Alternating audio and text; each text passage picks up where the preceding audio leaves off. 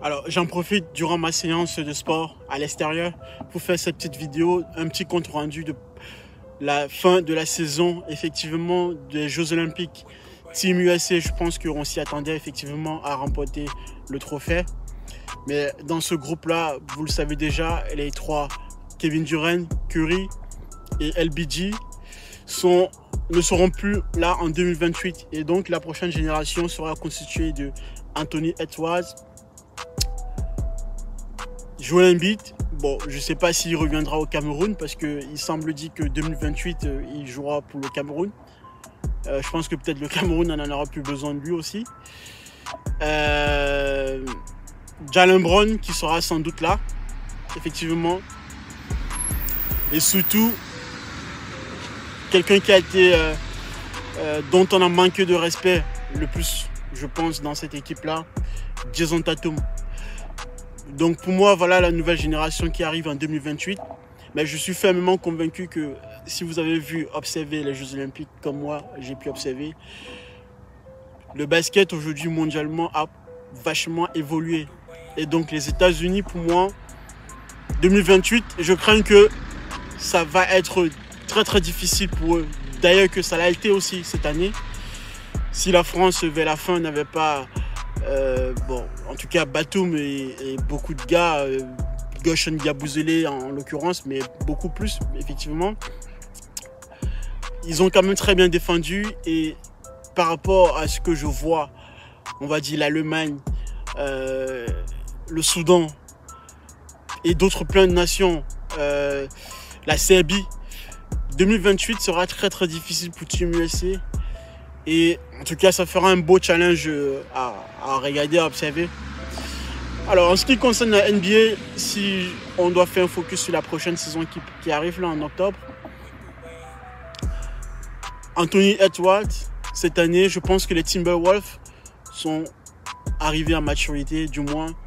Je pense qu'ils ont de quoi faire pour pouvoir arriver cette fois-ci en finale et jouer le titre réellement.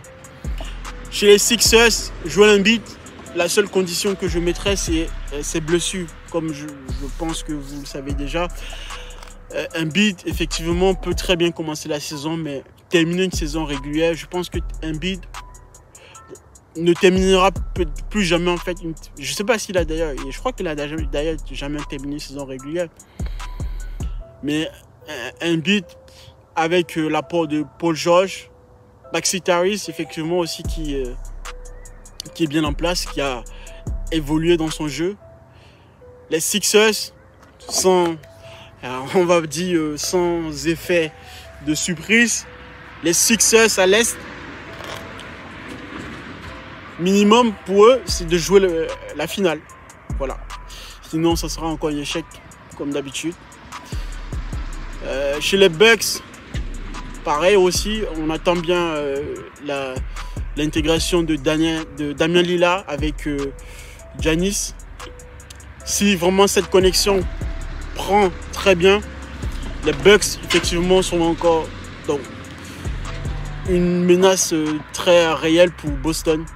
Et effectivement, les Celtics qui sont bien en place. Je pense que à l'Est, pour moi, mon classement de fin de saison 2000 à l'Est, les Celtics premiers, les Bucks et les Sixers. Je mettrai les Bucks en deuxième et les Sixers en troisième. Voilà mon classement. À l'Ouest, alors Curry ou les Browns, que ce soit chez les Lakers ou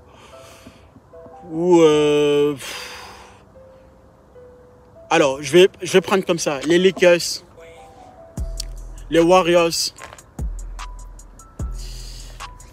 et qui d'autre,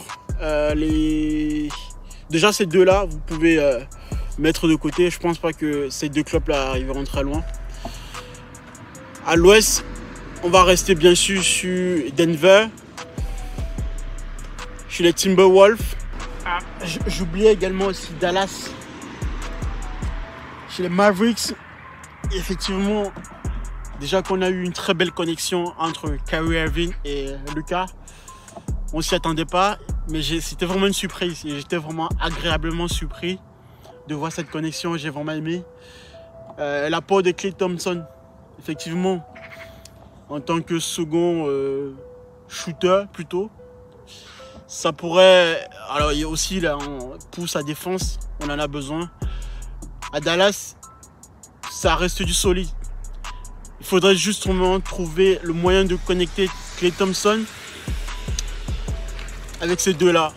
Et tout va dépendre de la connexion, de l'entente qu'il y aura entre ces trois. Moi, je pense que Dallas, effectivement, a encore frappé un bon coup de poing. Et à l'ouest, ça va être vraiment très difficile, comme d'habitude, par rapport à l'est. Mais effectivement, Dallas et chez les Timberwolves, ça reste vraiment du concret, quoi. Voilà donc ma réflexion sur la fin de saison 2025.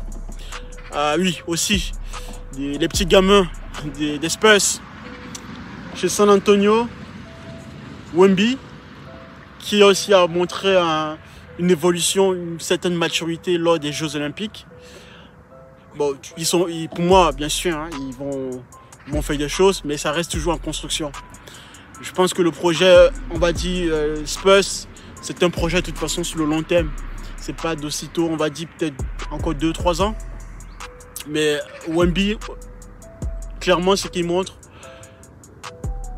il montre en fait une forme de... Il progresse à une grande vitesse V. Il arrive, ce gamin. Enfin, il est déjà là, mais il confirme de plus en plus. Voilà donc mes prédictions et mes analyses, mes réflexions pour la prochaine saison. Mais toujours est-il que je vois bien pour moi les Timberwolves cette année jouer quand même la finale et faire un très beau parcours. Voilà, sur ce, je vais continuer mon sport. On se revoit la prochaine.